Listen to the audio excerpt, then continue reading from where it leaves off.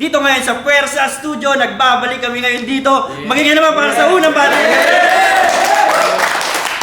Shoutout sa Manila Hypebeat Videos, Decal Republic. Thanks pala sa Decal Republic. Ayan. Tsaka sa iba pang mga shoutout mamaya. Siyempre, shoutouts kay Sir Dave sa Puwersa Studio, sa malamig na venue. Na preskong presko sa Puwersa. Ito, umpisa na natin. Sa kaliwa ko, ewan ko, bigla lang napabisita. Magingay para kay DQ.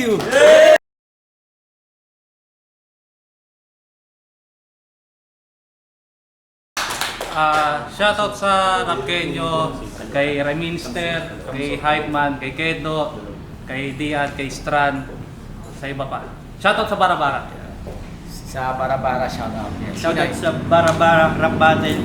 Ito, sa kanan ko, representing Kamsur at Caloocan, magingay para kay Akim.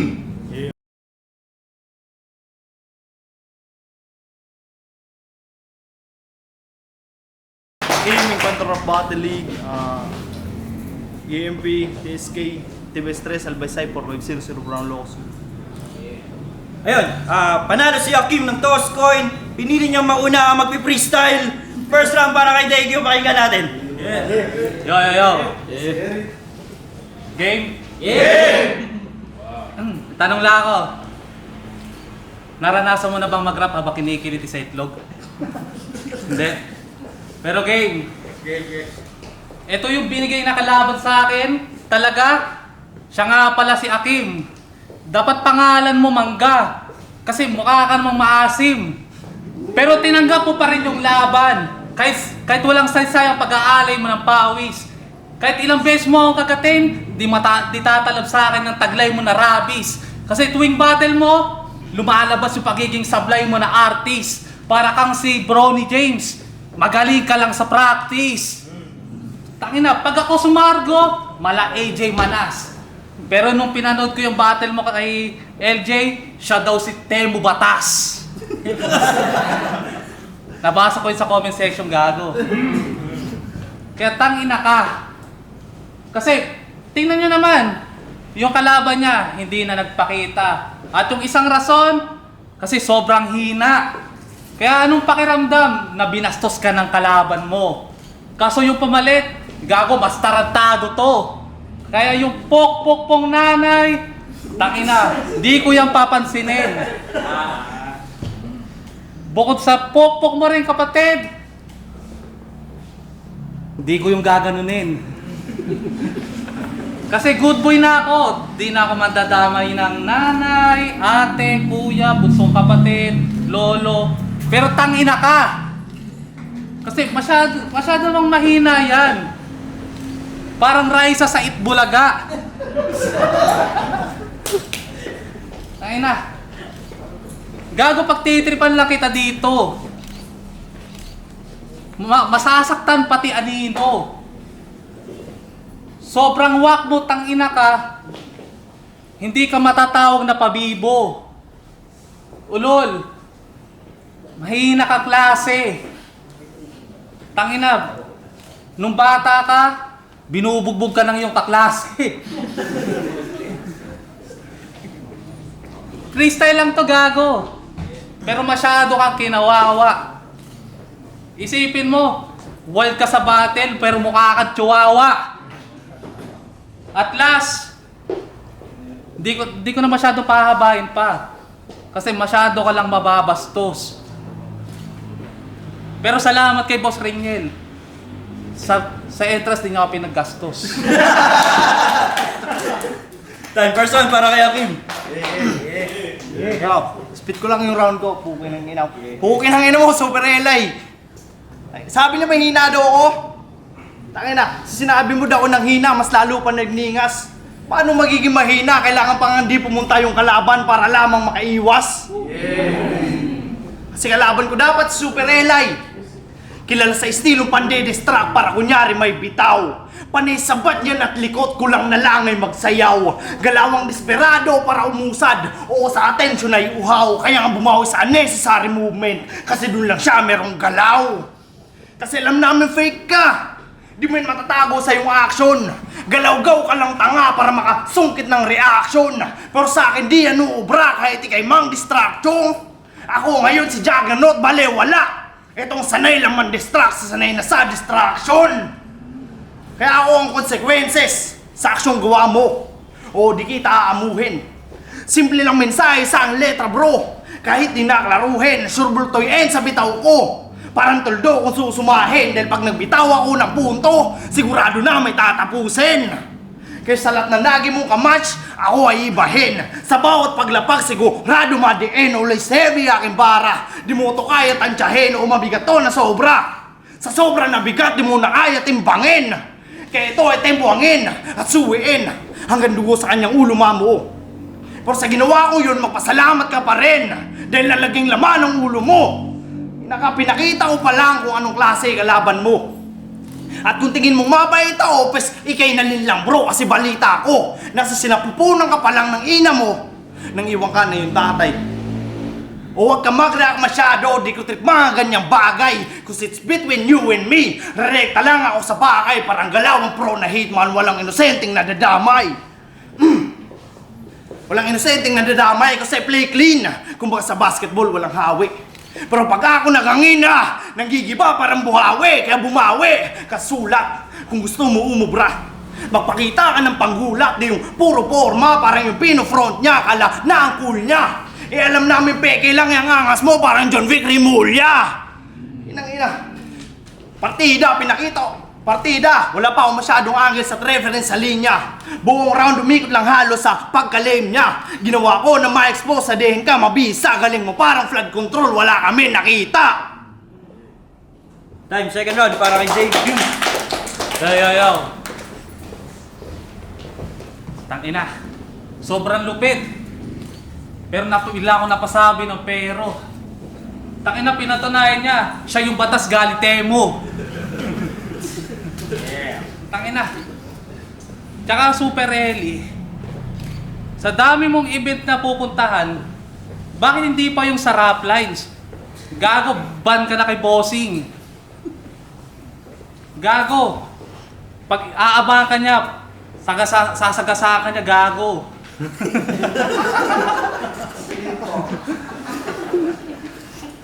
Pero balik tayo sa'yo. Ina, naka-scarf pang gago. Ina, saan ba pupunta? Baguio. Tangina. Bicolano pala tong si Tropa. Tangina. Ganyan yung itsura sa amin pag nalao sa panghula. Pero di lang yan. Dapat hindi ka na lang bumatil kasi mapapahiya ka lang. Gago, pag tumaba ka, ikaw yung in-improve na badang. Ina, nakahikaw pa. Halatang bida-bida. Sobrang pangit mo, gago. Hindi mapagkakaila. Kaya, anong akin? Tangina, dapat pangalan mo, Niga. Gago! May empas to. Pwede ko yung sabihin. Walang pipigil sa akin. Hindi si Vanguard yung tunay na Niga. Yan ang dapat mong aminin. Kasi nung pinanganak ka pa lang, hindi ka na kaya ng silka papaya. Nung lumaki ka, hindi na gumana yung injection na gluta. Kaya anong pagmamalaki mo sa akin? Gago. Hindi ka na nga puputi. Tuluyan ka ng mangingitim. Gago, kahit puting-puti ang mata mo, mukha yan nagdidilim. Time. Second round para kay Habib. Yo. Pag-usapan natin rap name niya. Si pangalan niya Super Eli. Di ba putang ina pantanga? Ang dami-dami nang ang weirdong names nandito. Pukin ang ina mo, dumagdag ka pa. Kasi ba't ba Super Eli? Ipuro ka boy, dapat pangalan mo Super Ingay. Inang ina. Dapat pangalan mo Super Ingay, ano ba natira? At ganyan naisip. na gamitin mo na ngalan.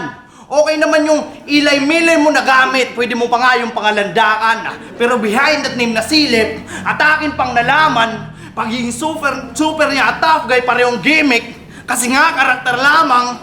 Kasi tingnan nyo, kala mo kung sino umasta sa demonyo na may sungay. Pero kung ba't ganyan kanyang study na nakakapagtaka, meron ng patunay, lumaki ba namang napabayaan ng ina't walang ama? Yung buhay niyan wala ng kulay, kaya nga nagiging bastos na si tanga kasi lumaking walang patnubay. Pero hindi ako ganon. Kasi bagamat masakit ang sinabi, patuloy pa rin parati. Parati pa rin musayan. Para sa hinaharap, magawa mo ang mga gustong patunayan. Para sa hinaharap, magawa mo ang mga gustong patunayan. Para sa hinaharap, fuck that! I'm going for the kill! Wala na tong patutuluyan! Di mo na makikita pa! Hinaharap! Patay ka na sa kasalukuyan! Patay ka na sa kasalukuyan ka! Sa lahat na nagi mong kamatch, ako eh... Patay ka na sa kasalukuyan! Ano? Kala mo magchuchok? Ang inatuwan-tuwa na si tanga! Hindi mo yung nasa playground! Pues dito tamang lugar para magsaya! This ain't no fairground! Ano kala mo? Angat ka na? Pues ito'y kitchen Nadal, we're still on the same ground. Bigla ba ako nag-iba? Pinakita ko lang good side at bad side, doble cara parang greyhounds.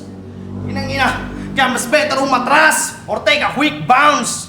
Ano di ba magaling? Of course, cause I have a sick rounds. Kala mo lusot ka na? Sa akin kay naharangan, di mo'y parang na-impound. Di na kita bibigyan ng shot. Parang na still yung inbound, ano? Tayo na bitch, I don't play around. Sa ating dalawa ako mas evil. At kita mo sunod-sunod yung shot parang sa alak ay nanggigil. At pareho man tayo nasa underground. Ikaw ay inner core, abang outer core ang aking layer. Kaya malabo tayo magpantay, yeah, we ain't the same level. Inang-ina. Kaya kung tingin mo naiiba ka na, naiibang ka ba? Mukhang giyang ka ba o nagigilang tanga? Tangin na sunog ka sa akin, boy, di lang to basta nagsisiga ka ba? At kung tibay mo pa, ako lindol, puta magigiba ka na. Huling banat para kayo. Yo. Ito, round 3. Total, meron nakakaalala dito sa akin si Repa. Total, dito ko na lang i-spit. Total, kamukha mo naman si Krega. So, game? Game. Ito ba yung klase S at piling kahanay si Looney? Anong pakiramdam na kay Mot, nagmukha ka lang rookie? Nagmalaki pa kesyo, makasuntok niya raw ay malabong kumapos. Kung ganun pala, bakit sa balakid hindi ka tumagos? Pero siya na yan. Kung tutusin, big fish ka sana. Kaso laging dinadali ng mga chismis na bara. Kahit solid pinapakita, sa fake angle ka tunaw. Ganyan klase ang paborito ng mga scammer sa Cubao. Kaka-horror mo, walang babae na gustong jowain ka kasi grabe ang lala mo. Tuwing Valentine's binibigay mo, literal na puso ng tao. Tapos di niya gets yung meaning pag yung babae gusto magpasibak. Kaya pagdating sa kama, si Bobo naglabas pa ng itak. Ganong kakatanga. Pero di ako kinikilabutan sa pagiging walang yamo. Sobrang boring mo, kupal. Mas pinili kong manarantado. Kung pipiliin kong gamitin ng estilo mo, siguradong tapos kabay. Maglalaho ka ng tuluyan na para bang pagusganay. Time. First, last round para yan.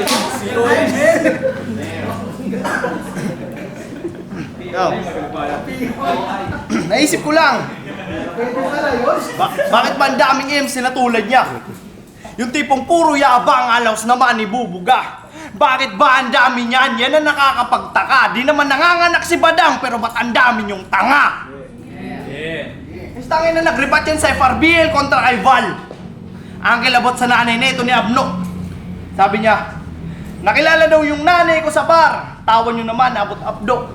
Ulul, nakilala niya tatay ko sa McDo. Kinakain mo, so proud ka pa na nakilala ng tatay mo yung nanay mo habang namamali mo sa McDo. Kinakainan to. Sa ngalan ng palakpakan, sinakripisyo delikadesa ni Mother. Pero deep inside ay defense mechanism para kunyari di na bother. Ginamit reaction ng crowd to hide the pain ni brother. Para pala yung Voice Avenue, magaling niyang mag-cover. Or sige, mag-cover, but I hope you would do better. At kahit yung pag-private mo ng profile, tol, that ain't no clever. Ano, alam mo din na makakapag-take siyang shot? Tangay na tol, never. Kiskita nyo naman, nagawang ko pa din ng butas, tawagin nyo kung woodpecker. Tangay na masyadong play safe itong si Gago. Para sa possible angles makalihis. Pwes din epektibo, ginawa mo. Nagawa ko pa din na makasilip. Kala mo din ako makakapag-take ng shot? Puta mahina, ginawa mo din malinis. Kasi kita nyong nagawang ko pa din ng angle yung tira. Parang Efren Bata Reyes. Kasi kaya naharang ka sa laro, boy. At malabo na umalagwa. You have low chance na manalo, parang dinaya sa pakara. Ano kala mo, ECW? Pas pakamangmangan mo, bumalandra. ECW, pas kamangmangan mo, bumalandra. Mas better pang tumaya ka ng loto, mas may chance ka dun tumamba. Ay na, kaya boss rin, mukhang di tayo nagkaintindihan. Hiningi ko sa'yo magaling, binigyan mo lang ako ng galing-galingan. Bagamat oo, madaming mahusay sa lugar nyo, pero yung kayabangan mo tigilan. Oo, madaming may bilang sa tundo, pero hindi ka dun kabilang. Tay, mag-care para kay JQ. Yun, shoutouts kay JQ na nag-freestyle na, ewan ko kung written ba yun. Siyempre, shoutouts din kay Akim. Pumunta pa rin kahit anong malayo. Promo battle lang para sa inyo.